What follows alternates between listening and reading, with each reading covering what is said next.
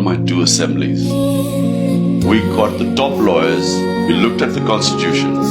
Every lawyer in Pakistan has said that the moment you dissolve your assemblies, no government elections have to be held within 90 days. I mean, this is unambiguous. There is just no doubt about this thing. So, the moment you get out of 90 days, you are in violation of the constitution. And it is one of those violations where once you get out of 90 days, who decides when? So if the government says in October, well, why not in December? Why not next year? So the moment General Zia got out of the 90 days when he came into power and he said, I will hold elections in 90 days, the moment he got away, he lasted for 11 years.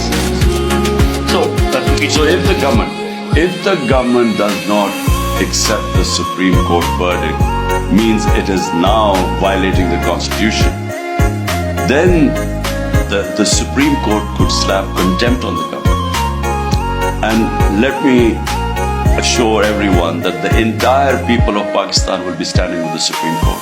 And what does PTI plan on doing? Are you planning on going back on roads? What's the line of action? No, I think it just won't be PTI. You will have the lawyers community, all the legal community will be standing on one side, because there is just no way you can. The Constitution leaves no doubt that the elections have to be held in 90 days. So therefore, it will be very difficult to defend anyone who then thinks that the elections can be delayed just because the government is petrified of losing the elections, because all opinion polls show that they are going to be decimated. Therefore, they just are running scared of the election and they are willing to even violate the Constitution. I'm specifically asking about the civil-military imbalance that has, caused so much grief in the last 1 year, as you mentioned in the first answer. Specifically, keeping to civil-military imbalance, how do you look at that? Look, the civil-military imbalance cannot work if you want to improve Pakistan. I mean, the current civil and military imbalance has to change if you want Pakistan to get out of this mess. And by that, I mean the rule of law. You cannot have a system where the Prime Minister has the responsibility, but he does not have the authority to implement his policies because that authority is shared with the military. There's no doubt that there's a role of, you cannot wish away the role of military in Pakistan because it's entrenched for 70 years. But you need that balance. If you do not have that balance, you cannot have that governance system.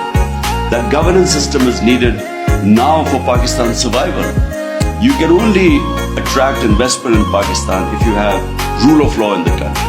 Out of the 140 countries in the world, Pakistan's rule of law index is 129. So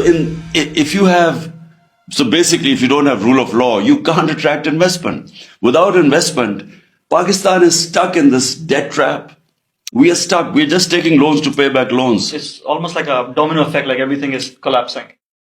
So, point is, the way we stand today, unless we completely reform our governance system and base it on rule of law, I don't think, any economic, you can come up with the best economist, but in this environment, no economic policy is going to work.